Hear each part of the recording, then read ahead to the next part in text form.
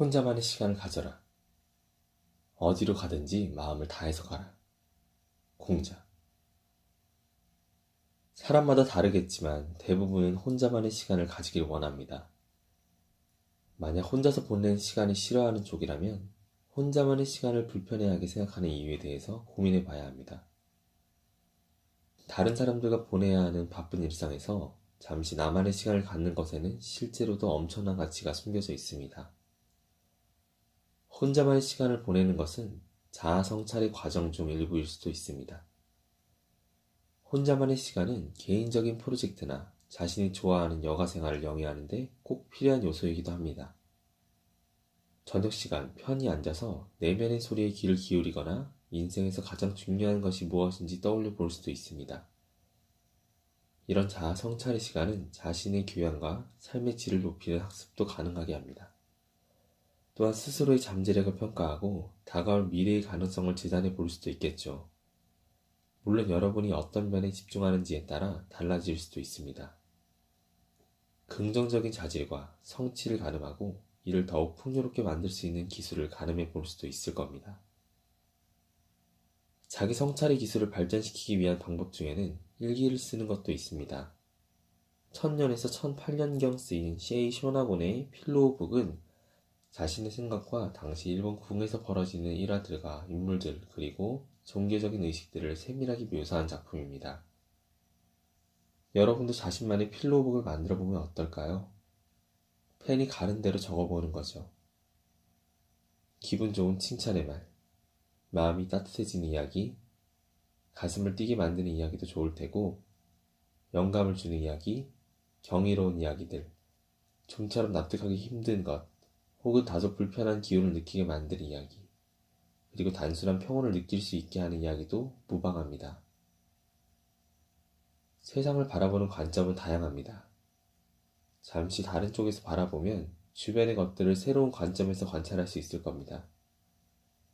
하루하루의 일상을 담아내는 일기를 쓰는 것도 좋습니다. 하루 동안 벌어졌던 행복한 일과 긍정적인 생각을 기록해 두거나 특별히 고마움을 느꼈던 일이 있다면 그 역시도 일기장에 적어둘 수 있겠죠. 여러분의 희망과 꿈을 정확히 찾는 방법으로 일기장을 활용해 볼 수도 있습니다. 친구 중 한 명은 자기 아이들이 스스로에게 어떤 의미를 부여하는지, 자신의 인생에 얼마나 많은 기쁨을 주었는지 일기에 하나도 빠짐없이 기록하기도 했습니다. 일기장을 근심 걱정을 담아두는 상자로 사용할 수도 있습니다. 여러분의 근심거리를 일기장에 적어 한쪽으로 치워두는 거죠. 시를 적거나 짧은 글을 쓰는 공간으로 활용하고 싶은 분도 있을 겁니다. 아니면 자기 감정을 솔직하게 털어놓거나 어려움이 닥쳤을 때 문제를 해결하는 공간으로 삼을 수도 있겠죠.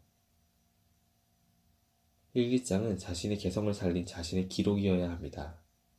스크랩북을 만들거나 비디오 일기를 쓰거나 블로그에 글을 올리거나 사진을 덧붙인 일기를 만들 수도 있을 겁니다.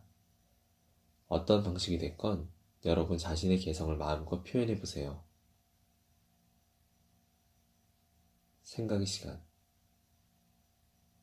혼자만의 시간을 어느 정도 보내는 편입니까? 그럴 때 보통 무엇을 하나요?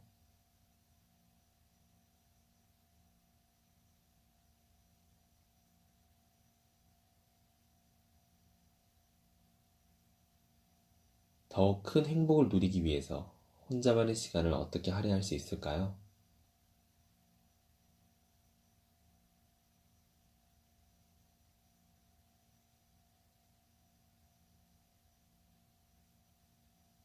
혼자만의 시간을 통해 나 자신과 나의 가치, 그리고 진정 소중한 것이 무엇인지 배웠습니까?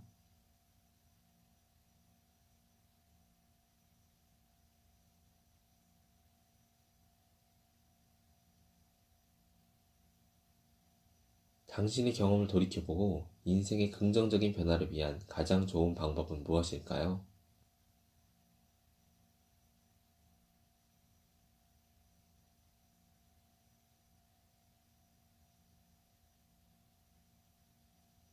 혼자만의 시간을 가져라 였습니다.